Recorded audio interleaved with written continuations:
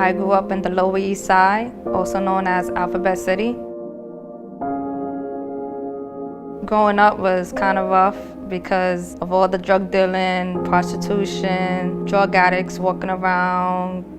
Little kids would see this and it was normal. I remember I used to be walking down the staircase and I would see junkies, needles, sleeping, bums. When I was 10 years old, I started smoking marijuana, chilling on the corner, hanging out late night. Just lost my older sister, a little brother that was very ill, and my mother is a single parent. She has no power to control me.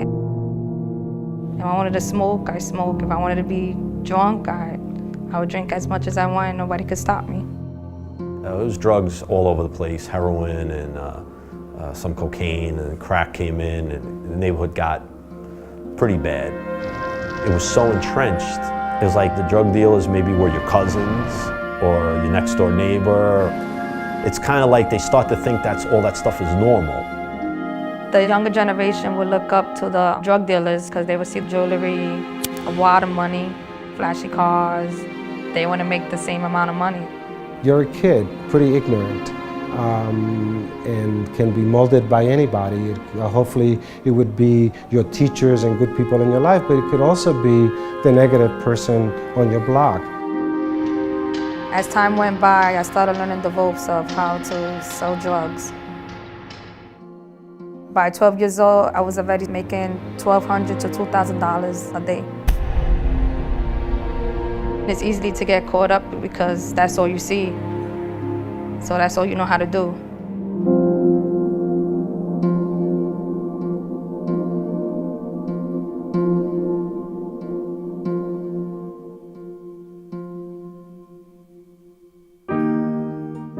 I was able to go to Andrew Glover and ask them to look into helping her.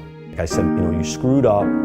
This is your chance to straighten this out. And after this, that's it. Delilah came to us at a crossroad, and she was clearly on the wrong path. But we at Andrew Glover felt that we could save her.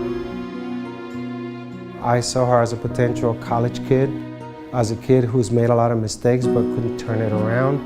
She had to cut back on her friends. She had to cut back on hanging out.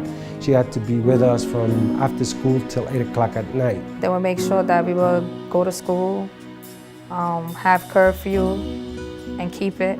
They would do home visits and make sure everything was going well at home.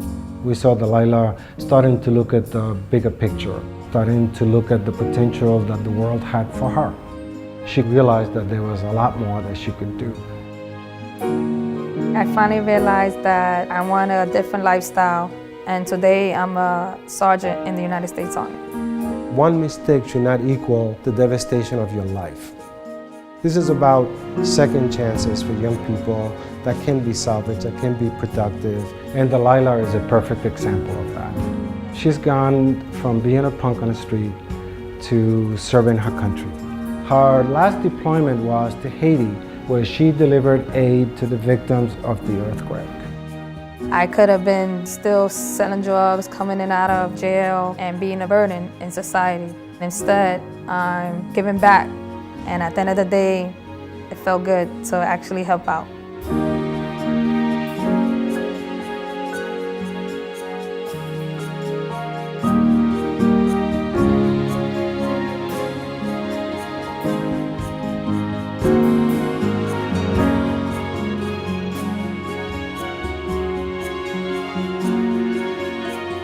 Who are you at the age of 16?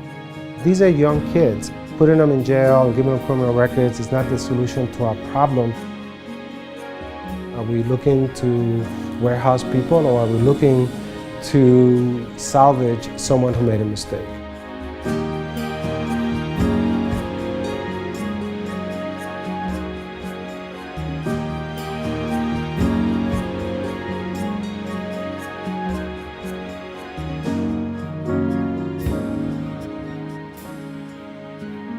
I realized there's more in life than 12th Street, Avenue B, on the Lower East Side. And here I am today.